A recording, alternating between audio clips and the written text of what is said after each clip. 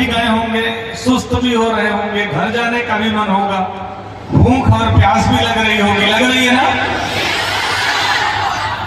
एक बार खड़े हो जाइए, अपने स्थान पर खड़े हो जाइए, सारे लोग खड़े हो जाइए। इन बच्चों के लिए तो देश का भविष्य बनाने जा रहे हैं। इनमें से एक एक बच्चा जो देश के काम आएगा। आप सब लोग एक बार इस बाल दिवस के अवसर पर बच्चों के लिए और बच्चे खुद भी एक बार जोरदार तालियों से सबका अभी आवाज नहीं आ रही है और तेज।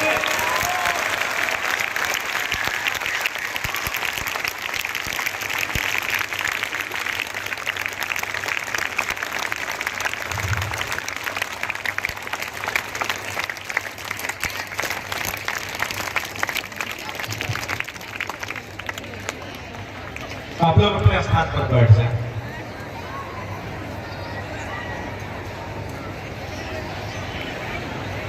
अच्छा, अगर बच्चों को बोलने नहीं दिया जाए, आवाज नहीं करने दी जाए तो बड़ा मुश्किल होता है। मुश्किल होता है ना? बोलना चाहिए ना, प्रश्न भी पूछना चाहिए, गलतियां भी करनी चाहिए और गलतियों की माफी भी चाहिए।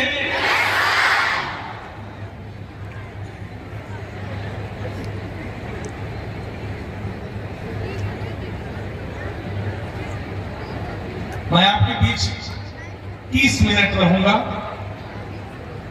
अपनी बात शुरू करने के पहले एक बार अवसर दूंगा, आप जितनी तेजी से बात कर सकते हैं, शोर कर सकते हैं, आवाज निकाल सकते हैं, आप कर सकते हैं।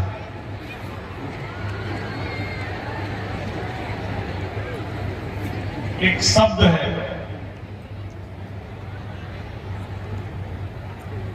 Yes we can.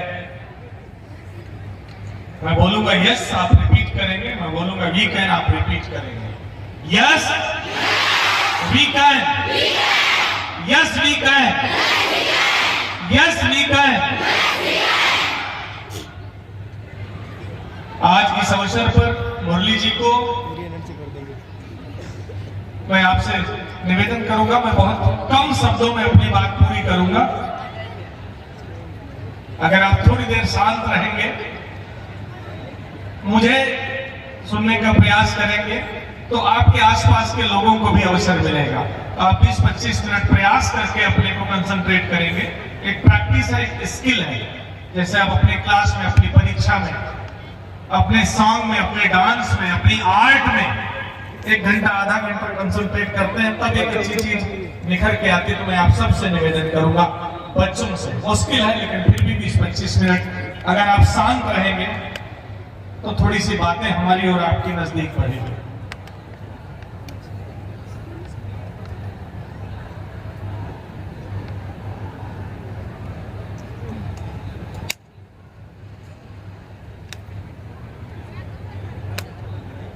मुरली जी, उनके पिताजी विजय शंकर यादव जी, पचौरी जी, पुष्प जी, एसोसिएशन के सारे पदाधिकारीगण, उपस्थित प्रिंसिपल्स, टीचर्स, पेरेंट्स, हमारे पत्रकार बंधु, मीडिया के साथी, अभिभावकगण और आज उपस्थित प्यारे बच्चों,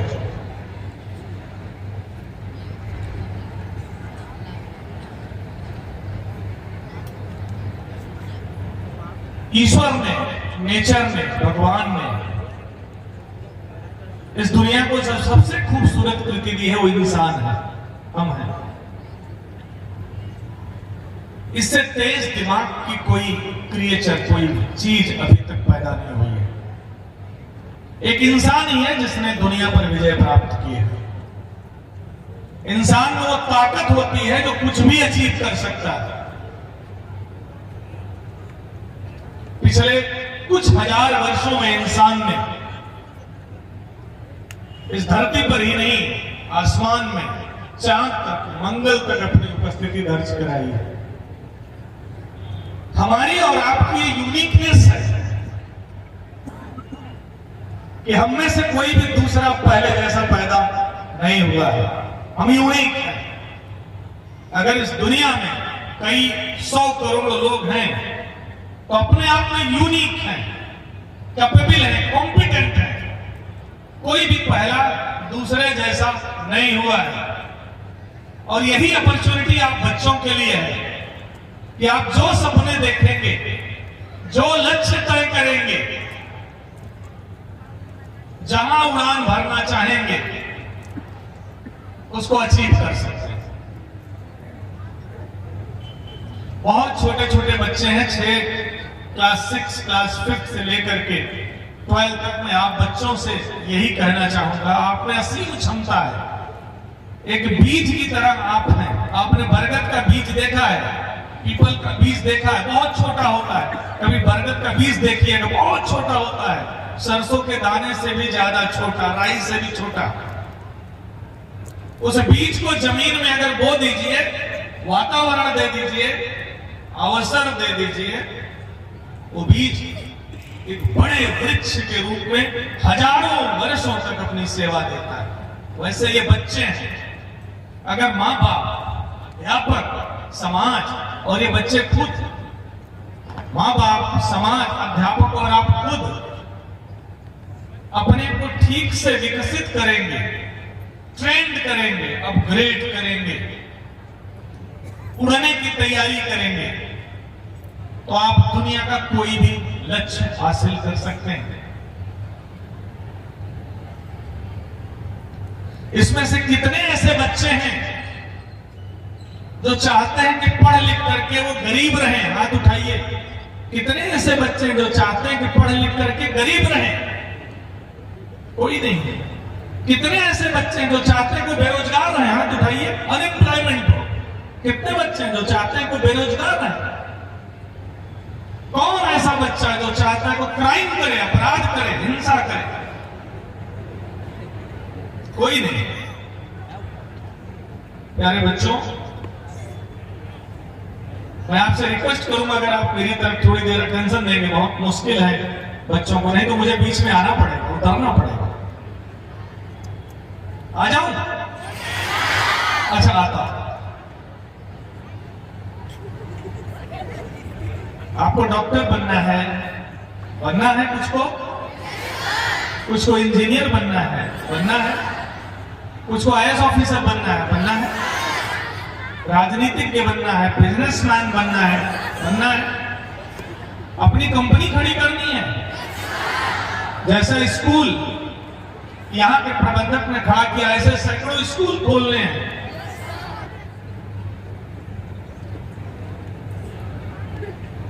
अगर आपके अपने सपनों को पूरा करना है,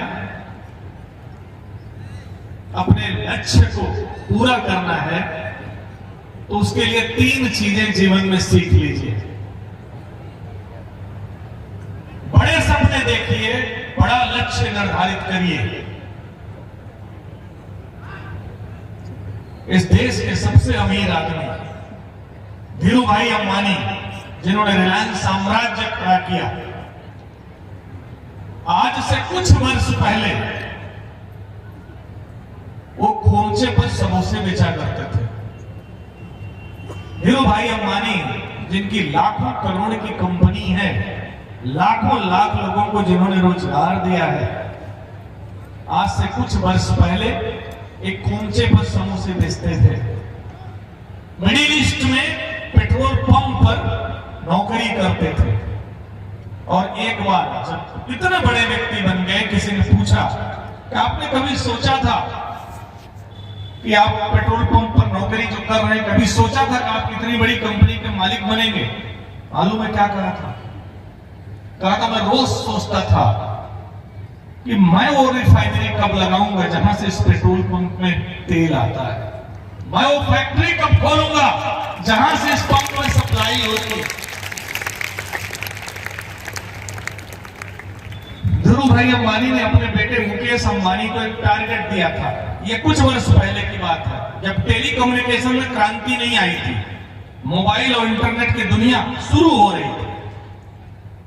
आप बहुत छोटे बच्चे हैं, वो समय था जब 1 मिनट कॉल करने के हम लोगों को 18 रुपए लगते थे, और हम लोग रात के 11 बजे के बाद पीसी हो जाते थे, थोड़ा सस्ता हो। आज फ्री ऑफ कॉस्ट कॉल होती है। धीरू भाई अंबानी ने मुकेश अंबानी को एक सपना दिया था कि तुम टेलीकॉम की दुनिया के उस समय बादशाह बनोगे, किंग बनोगे, दुनिया पर टेलीकम्युनिकेशन में राज करोगे जिस दिन टॉक टाइम की कीमत एक पोस्ट कार्ड की कीमत से कम करके दिखाओगे। पोस्ट कार्ड 20 पैसे का। आज मुकेश अंबानी ने ऑलमोस्ट फ्री ऑफ कॉस्ट कर दिया है। बड़े सपने देखो और उन सपनों को पूरा करने के लिए योजना बनाओ। उस योजना पर अमल करने के लिए कड़ी मेहनत करो, अपार मेहनत करो, अपनी पूरी ताकत उड़ेल दो और तब तक रुको नहीं जब तक वो सपना पूरा नहीं हो जाए, वो लक्ष्य प्राप्त नहीं हो जाए। जो बच्चे सपने देखते हैं, लक्ष्य निर्धारित करते हैं, एम तय करते हैं, जो कड़ी मेहनत करते हैं, रात दिन अनवरत मेहनत करते हैं, फोकस्ड रहते हैं अपने लक्ष्य पे, और जो बच्चे अपनी असफलता से सीखते हैं, अपनी गलतियों से सीखते हैं, हर असफलता के बाद सफलता प्राप्त करने का प्रयास करते हैं, अंत में उन्हीं के सपने पूरे होते हैं।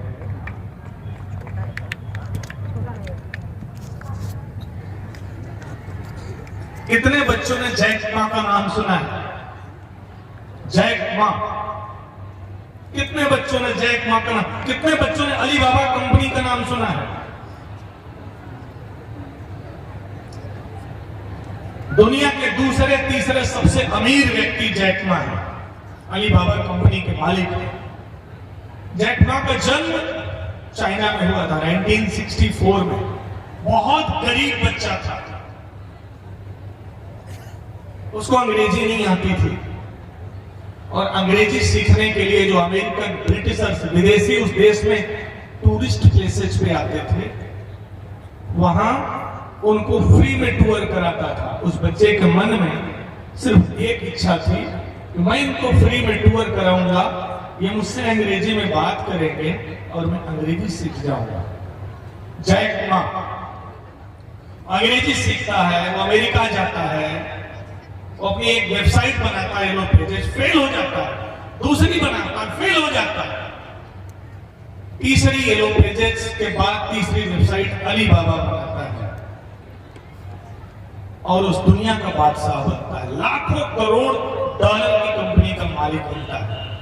मैं इसलिए आपसे बच्चों कह रहा हूं, आप जो क्लास में पढ़ते हैं, जो स्कूल में पढ़ते हैं, रोज गलतियां करते हैं, उससे आगे बढ़ो। रोज असफलता मिलेगी, उससे आगे बढ़ो। फेल हो गए, उससे आगे बढ़ो। कौन है जो नहीं गिरा है? कौन ऐसा बच्चा है जो साइकिल चलाते हुए नहीं गिरा है? कौन ऐसा बच्चा है जो बचपन में चलने के पहले नहीं गिरा है? कौन ऐसा व्यक्ति जिसने अपने जीवन में असफलता प्राप्त नहीं की, लेकिन जीत उनकी होती, आगे और बढ़ते हैं जो उस असफलता से सीखते हैं, गलतियों से सीखते हैं, लगातार एफर्ट करते रहते हैं और मेहनत करते हैं। जैक मा कॉलेज में एडमिशन लेना चाहते थे, 4 बार फेल हुए, 4 टाइम्स। हार्वर्ड यूनिवर्सिटी में एडमिशन लेने के लिए 10 बार फेल हुए। KFC आप सबने सुना है? कितने बच्चों ने KFC का नाम सुना है? वाह, सबने सुना। KFC में जैक मा ने नौकरी अप्लाई की, छोटी सी नौकरी, कुछ रुपयों की। 24 बच्चों का इंटरव्यू हुआ, 23 पास हो गए, जैक मा फेल हो गए।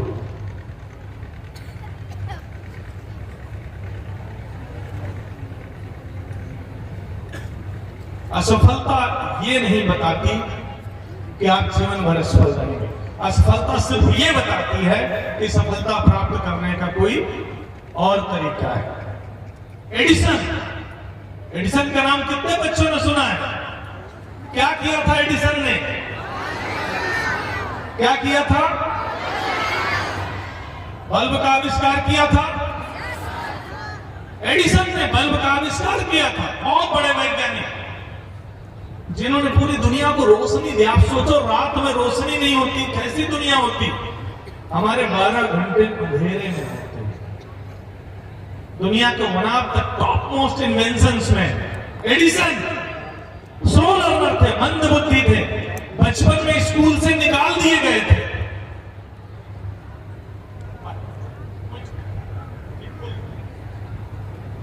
एडिसन को उनकी टीचर ने उनकी जेब में एक स्लिप रख करके घर भेज दिया कि जाओ इसको अपनी मां को दिखा देना।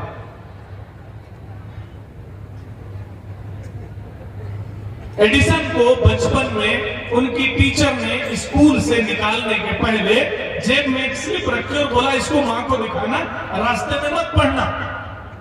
क्योंकि एडिसन बहुत धीमे से सीखता था, स्लो लर्नर था, कमजोर था, मंद बुद्धि था, मंद बुद्धि बच्चा था एडिसन। और वो टीचर देख रही थी कि उस बच्चे के कारण क्लास में लर्निंग नहीं हो रही है, बाकी क्लास डिस्टर्ब हो रही है। उसको लगा ये बच्चा निकल जाएगा तो क्लास हम अच्छे से पढ़ा लेंगे। उस बच्चा स्लिप लेके अपनी मां के पास जाता है, ईमानदार होता है, पढ़ता नहीं है रास्ते में, अपनी मां के पास जाता है और मां उस स्लिप को देखती है और रोने लगती है। बच्चा बोलता मां क्या लिखा है टीचर ने? मां उस स्लिप को मोड़ लेती है, मोड़ करके बॉक्स में संदूक में रख देती है। कहती है टीचर ने लिखा है तुम बहुत ब्रिलियंट और इंटेलिजेंट बच्चे हो, तुम इन बच्चों के साथ सीख नहीं सकते हो और इसीलिए मैं तुम्हें घर में रख करके पढ़ाऊं। और वह प्रतिज्ञा करती है एक अच्छे टीचर की तरह, एक अच्छे टीचर की तरह वो प्रतिज्ञा करती है कि मैं अपने बच्चे को आज से पढ़ाऊंगी। उसको ट्रेंड करती है, उसको लिबर्टी देती है, उसको समय देती है, उसको प्रयोग करने का अवसर देती है। और एक दिन ऐसा आता है जब आइंस्टीन बहुत बड़ा वैज्ञानिक बनता, सिर्फ बल्ब का ही आविष्कार नहीं किया था, ऐसे सैकड़ों चीजें बनाई हैं दुनिया में उन्होंने। वहां की मृत्यु हो जाती है, एडिसन वो बॉक्स खोलते हैं, स्लिप पढ़ते हैं, वो रोने लगते हैं। बच्चों आपको मालूम है स्लिप में क्या लिखा था टीचर ने? मां ने झूठ बोला था, मां ने झूठ बोला था। उसमें टीचर ने लिखा था आपका बच्चा स्लो लर्नर है, मंद बुद्धि बच्चा है, ये बच्चों के साथ सीख नहीं सकता, क्लास में इनडिसिप्लिन हो रही है, इसको खुद पढ़ाओ। लेकिन मां क्या करती है? उन कमियों को मोड़ करके संदूक में रख देती है और क्या करती है बच्चे को? तुम सबसे ब्रिलियंट हो, सबसे इंटेलिजेंट हो। एडिसन रोने लगता है, कहते हैं मां तुमने एक मंद बुद्धि बच्चे को दुनिया का इतना बड़ा साइंटिस्ट बना दिया। ये ताकत होती है स्ट्रेंथ में, मोटिवेशन में, टीचर में, मदर में। आप में से जितने बच्चे यहां बैठे हैं कोई कमजोर नहीं है, कोई पिछड़ा नहीं है। हो सकता है आपको गणित नहीं आती हो, विज्ञान में आती हो सकता है विज्ञान नहीं आता हो, सोशल साइंस में आती हो सकता है सोशल साइंस नहीं आता हो, आपकी हिंदी अच्छी है, आपकी लैंग्वेज अच्छी है, आपकी कम्युनिकेशन अच्छा हो, स्पोर्ट्स अच्छा हो, म्यूजिक अच्छी हो, डांस अच्छा हो, आपकी रिसर्च अच्छी है, इनोवेशन अच्छा हो सकता है आप बहुत अच्छे ऑर्गेनाइजर हो सकता है आप बहुत अच्छे कम्युनिकेटर हो सकता है टीम लीडर हो सकता है आप हम्बल हो। आप में से हर बच्चे में कोई ना कोई यूनिकनेस होती है। सामान्य टीचर, सामान्य माँ बाप, सामान्य वातावरण, सामान्य स्कूल क्या कहते हैं? जो सबसे ज्यादा नंबर पाता है वो सबसे ब्रिलियंट होता है। ऐसा नहीं है और ऐसा बिल्कुल नहीं है। आप में से हर बच्चे में यूनिकनेस है, हर बच्चे में स्ट्रेंथ और ताकत है। अगर आपको अवसर मिले, आपको अपॉर्चुनिटी मिले, आपको लिबर्टी मिले, आपके टीचर क्लासरूम में आपको मोटिवेट करें, इंसाइट दें, एनलाइटन करें, चार्ज करें, आपको अवसर दें, आप में आत्मविश्वास जग जाता है, जवाब देने की क्षमता बढ़ जाती है, पढ़ने की इच्छा शक्ति बढ़ जाती है, नई नई खोज करने की ताकत बढ़ जाती है। लेकिन रोज अगर आपके माँ बाप आपके टीचर कहते इसको कुछ नहीं आता, ये तो पढ़ने में कमजोर है, तो बोलता नहीं है, बोलती नहीं है, तो चुप रहता है, ये खेलता नहीं है, तो धीरे धीरे वो बच्चा अपने मन में वैसे ही बैठाता जाता है, कर्ज लेता जाता है, श्रापित होता जाता है और डंप हो जाता है। एक प्रयोग करिए बच्चों, एक प्रयोग करिए, एक छोटा सा पौधा गमले में लगाइए और रोज उस पौधे को नकारात्मक रूप से आप श्राप दीजिए, कुछ दिनों में सूख जाएगा। और रोज उस पौधे को टच करो, प्यार करो, उससे बातें करो, उसको मोटिवेट करो, वो पौधा बढ़ना शुरू हो जाएगा सबके साथ। इन बच्चों में, छोटे छोटे बच्चों में अपार संभावनाएं हैं।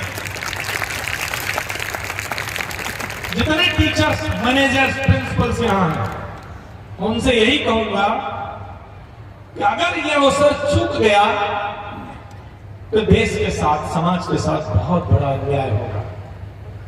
अगर ये अवसर आपने गंवा दिया तो इन बच्चों के साथ बहुत इनजस्टिस होगी। इसलिए जब क्लासरूम में आप जाएं, जब क्लासरूम में बच्चे पढ़ें, इनको रटाइए मत, नोट्स मत बनवाइए, प्रश्न का उत्तर मत बताइए इन बच्चों से।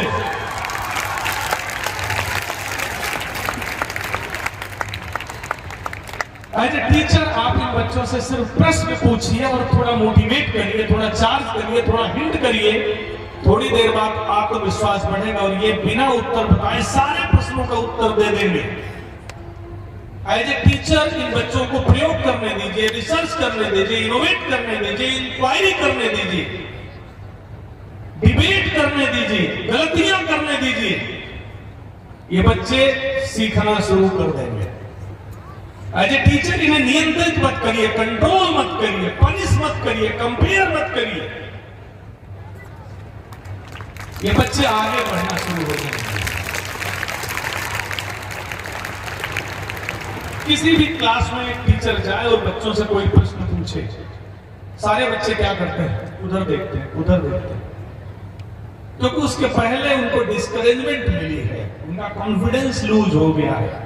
उनको लगता है कहीं गलत बोल दूंगा तो लोग हंसेंगे, टीचर डांटेंगे। उनको लगता है कहीं गलती ना हो जाए। यही एक हिचक है जो सफलता और असफलता के बीच सबसे बड़ी दूरी है। क्लास का वातावरण ऐसा बनाइएगा, आप प्रश्न पूछिए और हर बच्चा जवाब देने को तैयार हो। अगर उसको यह मालूम होगा कि मेरा जवाब अगर गलत हो भी गया तो उसके बाद फिर एफर्ट करके एक नया जवाब मिलेगा, तो हर क्लास दूसरे की तरफ नहीं देखेगी, बच्चे जवाब दें। बच्चों, ये धरती उत्तर प्रदेश की है।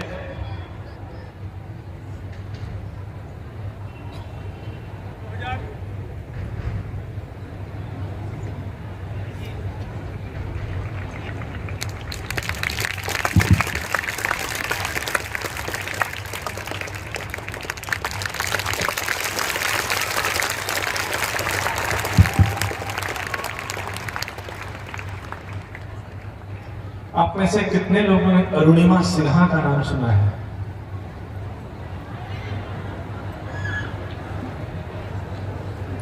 दो 2012-13 की बात है। एक नेशनल फुटबॉल की प्लेयर ट्रेन से जर्नी कर रही थी, फैजाबाद होते हुए उसकी ट्रेन जा रही थी। उसका नाम था अरुणिमा सिन्हा, अभी है। फैजाबाद से यात्रा करते समय, लखनऊ की यात्रा करते समय, वो जिस कोच में थी उस लड़की ने सोने की चेन पहनी थी और उस कोच में कुछ लोग उसको सोने की चेन को छीनना चाहते थे, लूट करना चाहते थे। वो फुटबॉल प्लेयर थी, I am sorry, volleyball player थी। वो वॉलीबॉल प्लेयर थी, वो खिलाड़ी थी, वो डरती नहीं थी। उसने उन लोगों से लड़ाई की और उस लड़ाई में उन लोगों ने चलती ट्रेन से, रनिंग ट्रेन से उसको धक्का दे दिया। 60, 70, 80 की स्पीड की चलती ट्रेन से वो गिर पड़ती है जमीन पर और उसके एक पैर पर पूरी ट्रेन निकल जाती है, उसकी एक टांग कट जाती है। 2012-13 की बात है, 14 की बात है, ज्यादा पुरानी बात नहीं, 8-10 वर्ष पुरानी बात है। नेशनल वॉलीबॉल प्लेयर ट्रेन की जर्नी में लोग धक्का देते हैं, उसकी चेन खींचने के लिए गिर जाती है, एक पैर की टांग, पूरी टांग कट जाती है, दूसरे में मल्टीपल फ्रैक्चर आते हैं। रात में ट्रेनें गुजरती रहती है, लुढ़क करके वो किनारे आती है, बेहोश हो जाती है और कितनी सारी ट्रेनें आवाज सुनती है कान में, क्योंकि अंधेरा था, रात थी, किसी को पता ही नहीं चला, कोई बचाने नहीं आया। कई घंटे बीत जाते हैं और अचानक उसको होश आता, वो देखती है कि जो उसकी टंगी काट है, उसको चूहे, जो उसकी टांग कट गई है, उसको चूहे कुतर रहे हैं स्टेशन के उस एरिया में। सुबह होती है, किसी ट्रेन का गार्ड देखता है, नेक्स्ट स्टेशन पे सूचना जाती है, उसको उठाया जाता है, नियरेस्ट हॉस्पिटल भेजा जाता है। उस हॉस्पिटल में ऑपरेशन के लिए बेहोश करने की सुविधा नहीं थी, कई घंटे हो जाते हैं। मालूम है डॉक्टर क्या कहते हैं? पूरी टांग काटनी पड़ेगी, नहीं तो गैंग्रीन हो रहा है, मींस पॉइजन पूरी बॉडी में फैल रहा है। अगर टांग नहीं काटेंगे तो मर जाओगी। उसको होश रहता है, उसकी टांग नहीं है, एक कट गई, दूसरे में मल्टीपल फ्रैक्चर है, और डॉक्टर कहते हैं इसको काट करके बिल्कुल निकालना पड़ेगा। आप सोचो एक पैर, एक छोटी सी सुई चुभ जाती है, कितना दर्द होता है। पूरा पैर कट गया है, उसको पूरा निकालना है। मालूम है क्या कहती है? डॉक्टर कहता मैं यहां ऑपरेशन नहीं कर सकता क्योंकि बेहोश करने की सुविधा नहीं है, एनेस्थीसिया नहीं था। बोलती है जब ईश्वर ने बचा लिया और यहां तक पहुंचा दिया और मैं उस एक टांग कटने के बावजूद इतनी देर तक जिंदा हूं, तो जिंदा रहते हुए, होश में रहते हुए ऑपरेशन कर दो, काट दो, मैं सह लूंगी। और बिना बेहोश किए हुए उसकी टांग काट दिया। उसको नकली कई महीनों तक, वर्षों तक वो हॉस्पिटल में रहने के बाद घर पहुंचती है, उसको नकली पैर लगता है, दूसरे पैर में रॉड लगती है, एक पैर नहीं है और दूसरे पैर में रॉड लगी है। वो लड़की मालूम है क्या सपना देखती है? वो लड़की ये सपना देखती है क्योंकि समाज ये कहता है कि अब ये कुछ नहीं कर पाएगी, जीवन भर बेड पर रहेगी। वो लड़की अपने दिमाग में ये सपना देखती है कि मुझे माउंट एवरेस्ट फतेह करना है, दुनिया की सबसे ऊंची चोटी पर पहुंचना है, जहां 100 लोग जाते हैं और 50 लोग वापस नहीं लौटते जिंदा। वहां जाने के लिए टेस्ट होता है, मेंटल वेल पावर चेक होती है, ब्लड प्रेशर चेक होता है, फिटनेस देखी जाती है, कई महीनों तक ट्रेनिंग होती है। वो क्या सपना देखती है? मुझे माउंट एवरेस्ट फतेह करना है। लोग कहते हैं पागल हो गई है, 100 कदम चल नहीं सकती है, दौड़ नहीं सकती है, माउंट एवरेस्ट चढ़ेगी, माइनस टेम्परेचर, -30, -40। बोलती हाँ, काम से क्या होता है, मेरे पास विल पावर है और मैंने सपना देखा है मैं माउंट एवरेस्ट फतेह करूंगा। उसको सब मना करते हैं, उसको सिर्फ एक लड़की सपोर्ट करती है। मालूम है कौन थी? बछेंद्री पाल, जिसने कभी इतिहास में माउंट एवरेस्ट फतेह किया। तो वो बछेंद्री पाल के पास जाती है और बछेंद्री पाल कहती है कि यस बेटा,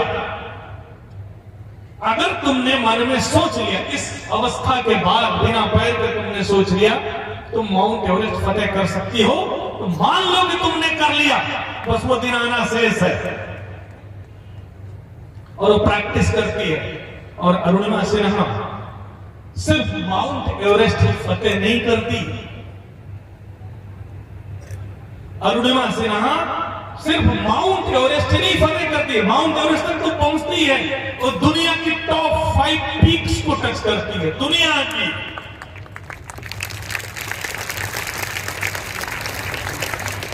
तो 2014 में अफ्रीका की टॉप मोस्ट पीक टच करती है, 2014 में अमेरिका की टॉप मोस्ट पीक टच करती है, 2015 में ऑस्ट्रेलिया की टॉप मोस्ट पीक टच करती है, 2015 में इंडोनेशिया की टॉप मोस्ट पीक टच करती है। ये विल पावर है। ऐसे कितने लोग इस दुनिया में हैं जिनके हाथ नहीं है, पैर नहीं है, आंख नहीं है, आसमान छूते हैं, टॉप तक पहुंचते हैं। और हम जो यहां बैठे हुए हैं, स्वस्थ हैं, फिट हैं, अच्छे परिवार में जन्म हुआ है, माँ बाप अच्छे विद्यालय में पढ़ा सकते हैं, ड्रेस दे रहे हैं, फीस दे रहे हैं, गाड़ी से यहां छोड़ रहे हैं, थोड़ी सी बीमारी होती तो दवा मिल जाती है, सारे देखने वाले लोग हैं। हम उनसे तो 1000 गुना ज्यादा सफलता प्राप्त कर सकते हैं। बच्चों, ये जितने बच्चे यहां बैठे हुए हैं, आप सब में एडिसन बनने की ताकत है, आप सब में न्यूटन बनने की ताकत है, आप सब में अरुणिमा सिन्हा बनने की ताकत, आप सब में महात्मा गांधी बनने की ताकत है, आप सब में एपीजे कलाम बनने की ताकत है। लेकिन होगा कैसे? उसका होने का सिर्फ और सिर्फ एक रास्ता है। अगर आपको डॉक्टर बनना है, इंजीनियर बनना है, एपीजे कलाम बनना है, एडिसन बनना है, जैक मा बनना है, सुंदर पिचाई बनना है, मुकेश अंबानी बनना है, रतन टाटा बनना है, अमिताभ बच्चन बनना है, तो आपको बड़े सपने देखने की आदत डालनी पड़ेगी। बड़े सपने देखो, उन सपनों को पूरा करने के लिए कड़ी मेहनत करो, पूरी जान लगा दो। और जब तक वो सपना पूरा नहीं हो, लक्ष्य प्राप्त नहीं हो, तब तक पीछे मुड़ करके मत देखो, एक दिन आप अचीव कर लोगे।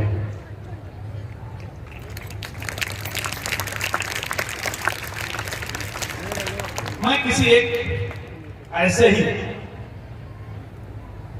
सेमिनार में था, एक टीचर खड़ी होती है और कहती है कि सर, इस दुनिया में कुछ लोग होते हैं जो टॉप पर पहुंच जाते हैं, और कुछ लोग नहीं पहुंच पाते। क्षमता तो सब में होती है। मैंने उससे सिर्फ एक बात कही, मैंने कहा हर बीज में वृक्ष बनने की क्षमता होती है। बच्चों, आप सब में टॉप तक जाने की क्षमता है। कोई अपने को पहचानेगा और कोई सोता रह जाएगा।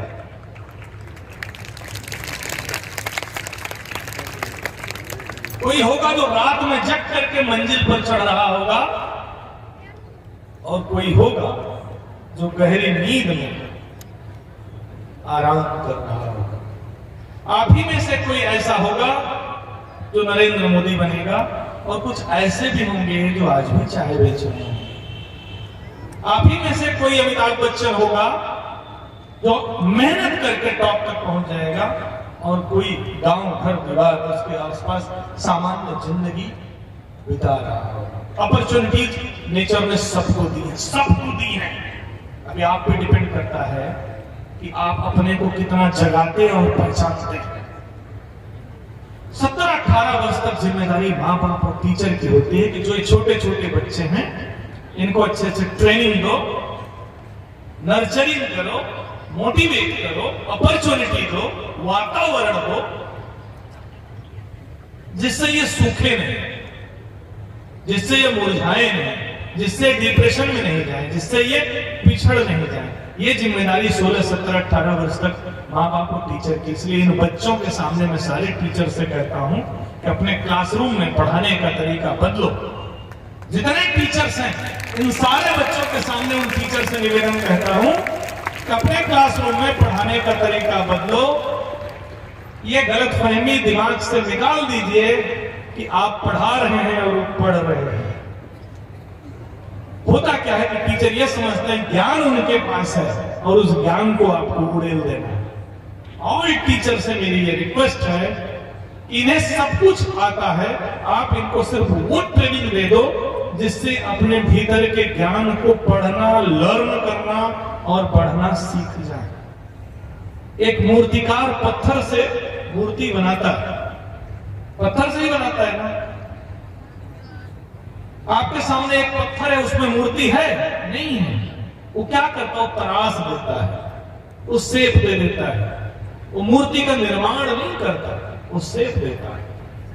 मालिक पौधा लगाता है जिसमें फल आता है, क्या बीज उत्पन्न कर सकता है? नहीं।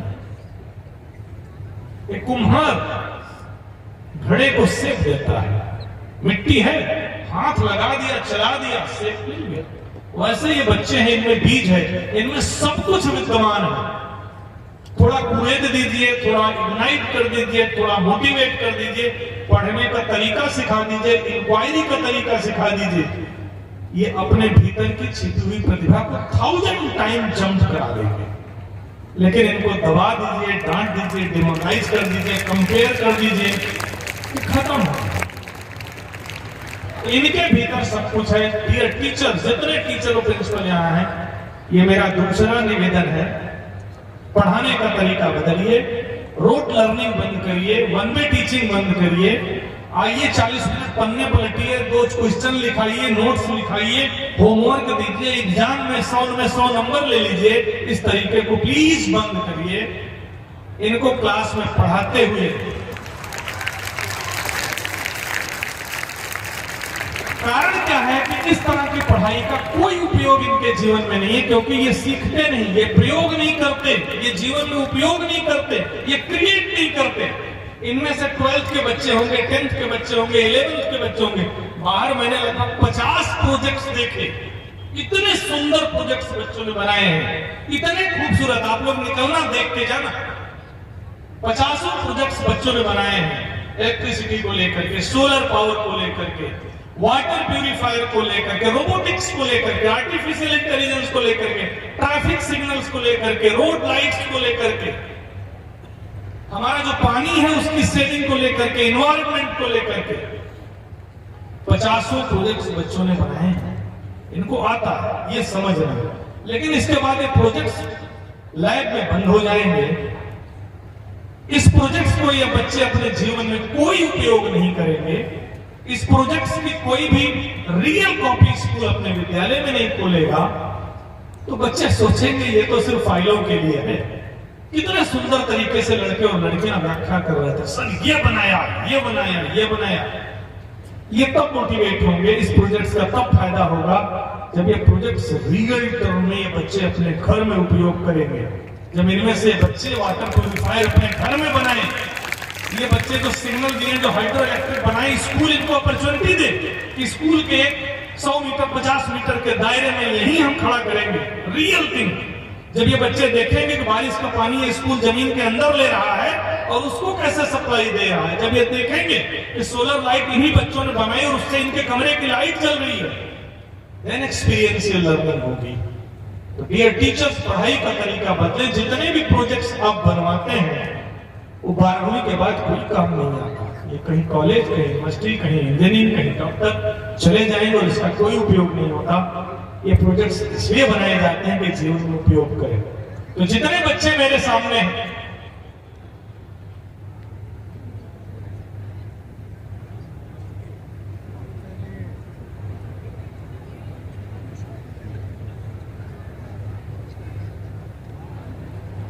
जितने बच्चे यहाँ बैठे हुए हैं, उनसे निवेदन है कि जब आपके टीचर क्लासरूम में आए तो आप डिमांड करो कि मैडम जो आप पढ़ा रही हो उसमें मुझे प्रोजेक्ट्स करने हैं, उसमें मुझे एक्टिविटी करनी है। आप जो पढ़ा रही हो उसको विजुअलाइज करना है। आप जो पढ़ा रही हो उसको प्लेबे मेथड में सीखना है। आप जो पढ़ा रही हो उसको आर्ट इंटीग्रेट करके सिखाइए। आप जो पढ़ा रही हो उसको सब्जेक्ट इंटीग्रेट करके सिखाइए। ये डिमांड बच्चे करें और उनकी डिमांड टीचर पूरी करे। जब आप 40 मिनट पढ़ाएं तो चेक करिए कि जो आपने रटाया, ज्ञान दिया, वो अंडरस्टैंडिंग में बदला कि नहीं, सीख हुई कि नहीं। 90% सीखते ही नहीं। उसका अगला स्टेप है जो अंडरस्टैंडिंग में उसका जीवन में प्रयोग किया, कोई जीवन में प्रयोग नहीं करता। इन बच्चों ने कार्बन सीखा होगा 11-12 की केमिस्ट्री में, लाइट सीखी होगी 10th एंड 11-12 में। कितने बच्चे जो कार्बन और लाइट को अपने जीवन में उपयोग करता है? इनसे 4 उदाहरण पूछ लीजिए, कार्बन का क्या उपयोग है। हमारी बॉडी में कार्बन होता है। हम जहां बैठे हैं इसमें हमारे चारों तरफ दसियों ऐसी चीजें जिनमें कार्बन को हम चेंज करें, उसको अप्रूव बनाएं, स्ट्रक्चर कैसे चेंज हो जाता है। हम बच्चों को प्रैक्टिकल चीज नहीं सिखाते। तो तीसरा कि आप बच्चों से रिक्वेस्ट है कि जो बेटा पढ़ो, ज्ञान प्राप्त करो, अपने टीचर से बोलो, उसकी अंडरस्टैंडिंग होनी चाहिए। अंडरस्टैंडिंग तब होगी जब ये पेडागॉजी बदलेंगे टीचर्स। कैसे? आर्ट इंटीग्रेट करेंगे, सब्जेक्ट इंटीग्रेट करेंगे, लाइफ इंटीग्रेट करेंगे, स्पोर्ट इंटीग्रेट करेंगे, एक्टिविटी प्रोजेक्ट्स आपसे कराएंगे, हैंड्स ऑन लर्निंग देंगे। सिर्फ colour file cut paste printer से निकाल के चिपका के प्रोजेक्ट फाइल नहीं बनती। उसमें आप अपना दिमाग लगाते हो, रिसर्च करते हो, इनोवेट करते हो। एंड तीसरा स्तर, आप जीवन से जोड़े। नेक्स्ट स्टेप, आपकी शिक्षा क्लासरूम में 40 मिनट में अभी भी पूरी नहीं हुई। जो चैप्टर आपके टीचर ने पढ़ाई, जो पोएम आपके टीचर ने पढ़ाई है, जो डेमोक्रेसी आपके टीचर ने पढ़ाई, जो वाटर हार्वेस्टिंग का फार्मूला पढ़ाया, जो भी फोटोसिंथेसिस या कोई एक फार्मूला पढ़ाया, उसका सीखने का चौथा स्टेप है analytical thinking, critical thinking, inquiry based thinking. आप कभी सोचो ये क्यों है, क्यों पढ़ रहे हो, क्या फायदा है, क्या बेनिफिट है। ऐसी चीजें और कहां अवेलेबल है, इसको जानने का और क्या क्या थ्योरीज है। कंपेयर करो, तुलना करो, सोचो, दिमाग चलाओ, इंक्वायरी करो। अभी आपके सामने फूल लगे हैं ना, पूरी सीढ़ी पे फूल लग गया है। 1 मिनट के लिए तो मुझे लगा कि इस पे चलेंगे कैसे। थोड़ी देर बाद आपने सोचा ना, हर आदमी ने अपने चलने का तरीका बदल दिया। लोग फूल पे पैर रखने की जगह, लोग ऐसे चलने की जगह ऐसे चलते। जरूरत होती है तो चीजें बदल जाती हैं। आपसे इसलिए कह रहा हूं, चौथी चीज, एनालिटिकल थिंकिंग करो, क्रिटिकल थिंकिंग करो, इंक्वायरी करो, रिसर्च करो। अगर क्लासरूम में नहीं किया तो कोई मतलब नहीं। आपकी जो पोएम आपकी हिंदी के टीचर पढ़ाई, जो आपकी स्टोरी इंग्लिश की टीचर पढ़ाई, जो श्लोक संस्कृत के टीचर ने पढ़ाया, वो क्यों पढ़ रहे हो? उसके एनालिटिकल थिंकिंग करो। उन चीजों पर देखो कि कहां अवेलेबल हो सकता है। किसी पोएम पर ज्योग्राफी में कोई थीम हो सकता है, किसी पोएम पर साइंस में कोई एक चैप्टर हो सकता है, किसी आपकी पोएम पर आपकी सोशल साइंस में एक चैप्टर हो, टॉपिक। एनालिटिकल थिंकिंग करो, कंपेयर करो, इंक्वायरी करो, नहीं तो शिक्षा पूरी नहीं होगी, फिर आप डंप हो जाओगे, दिमाग सुस्त हो जाएगा, फिर आप टॉप तक नहीं पहुंचोगे। And last, creativity. कितने ऐसे बच्चे हैं जो क्लास में क्रिएटिव और इनोवेटिव हैं? कितने ऐसे बच्चे हैं जो उस पोएम को पढ़ करके एक नई पोएम लिख लेते हैं? कितने ऐसे बच्चे हैं जो 9th 10th 11th 12th में मैथ का फार्मूला पढ़ते पढ़ते एक चौथा पांचवा छठा नया फार्मूला बना देते हैं? कितने ऐसे बच्चे जो एक नया सोल्यूशन दे देते हैं, थ्योरी दे देते हैं?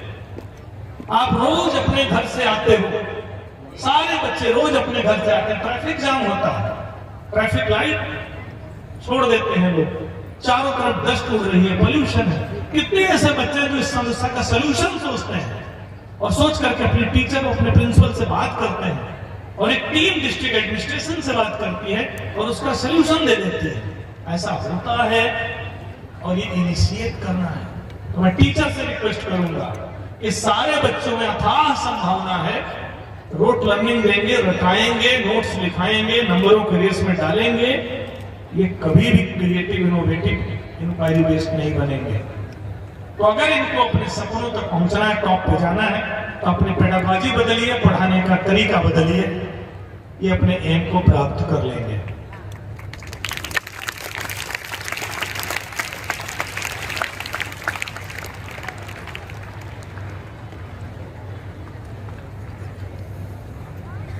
बेटा लास्ट में मैं 4 बातें आपसे कहूंगा। पहला,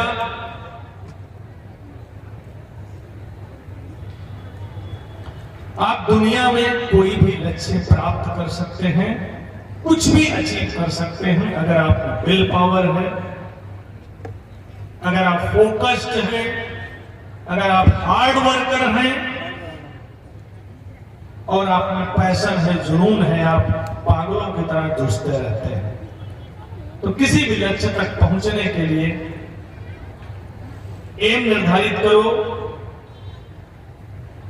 प्लानिंग करो, हार्ड वर्किंग करो और पैशनेट होकर के उस लक्ष्य के पीछे लगे रहो। 100 में 100 भी मिलेगा और जो बड़ा सपना है वो भी पूरा होगा।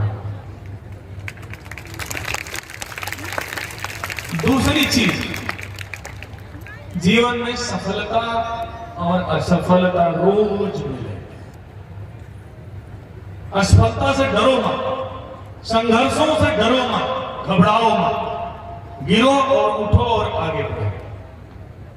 जीवन में सफलता असफलता रोज मिलेगी, उससे जीतने की जिद कर लो, सफलता मिलती चली जाएगी। इसलिए मान के चलो कि एक बार हारे, एक बार गलती किए, एक बार पीछे गए, इसका यह मतलब नहीं कि दुनिया खत्म हो गई, जीवन खत्म हो गया। बराक ओबामा जो अमेरिका के राष्ट्रपति थे, कभी किसी पार्षद तक के पद का इलेक्शन भी नहीं जीते थे।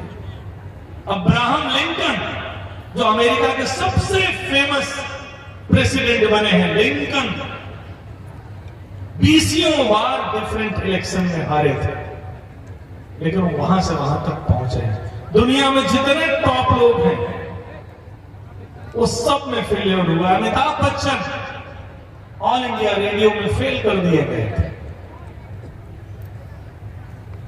जैक मा जिसकी कहानी सुना रहे थे, एडमिशन नहीं ले पाए। एप्पल के संस्थापक 10th के बाद स्कूलिंग छोड़ दिए थे।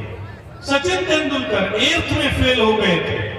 केएफसी का ओनर, लाखों करोड़ का मालिक, केएफसी का ओनर, केएफसी के एक रेसिपी, चिकन के एक रेसिपी बनाने में 1000 टाइम फेल हुआ था।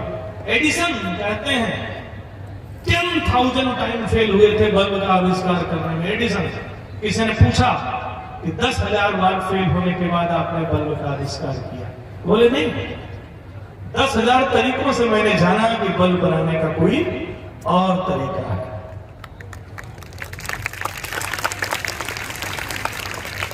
एपीजे कलाम मिसाइल मैन, भूतपूर्व राष्ट्रपति, पायलट बनना चाहते थे, पायलट नहीं बन पाए, फेल हो गए थे। दुनिया में जितने लोग हैं वो गिरते हैं, संभलते हैं, ताकत इकट्ठी करते हैं और आगे बढ़ जाते हैं। अंत में मैं इन छोटे छोटे बच्चों को सिर्फ यही कहूंगा, क्योंकि आज मुझे मुरली और उनकी टीम ने बुलाया है, बहुत खूबसूरत विद्यालय है, बहुत अच्छे बच्चे हैं, घंटों तक इतना सुंदर कार्यक्रम दिया है, कल्चरल थीम दी है, बहुत सारी चीजें प्रेजेंट की हैं, आपने अपनी साइंस एग्जीबिशन लगाई है। आप सारे बच्चों को, जो मंच पर थे, जो मंच के पीछे हैं, जो सामने हैं, जो टीचर्स जिन्होंने तैयारी कराई है, प्रिंसिपल्स जिन्होंने आपको यहाँ तक पहुंचाए, पेरेंट्स जो यहाँ तक आपको ले आ रहे हैं, अवसर दे रहे हैं, अपॉर्चुनिटी दे रहे हैं, और आप खुद जो अपने सपने बना रहे हैं, इस बाल दिवस के अवसर पर आप सबको मेरी बहुत सारी शुभकामना, ढेरों आशीर्वाद।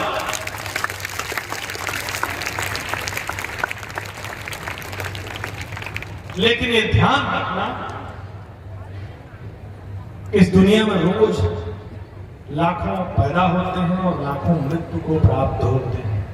कुछ एक होते हैं जो दुनिया बदलते हैं और आगे बढ़ते हैं, और आपको उन एक में आगे बढ़ना है। इस उम्र में अगर सो गए, इस उम्र में अगर आपने जीवन बेकार किया, इस उम्र में अगर आपने मेहनत नहीं की, अपने को सुस्त कर लिया, इस उम्र में गलत आदतों में अगर आप गिरेल हो गए, इस उम्र में अपने माँ बाप अध्यापकों की दिशा को ना मान करके आपने किसी तीसरी राह पकड़ ली, तो सफलता लेना मुश्किल हो जाएगा।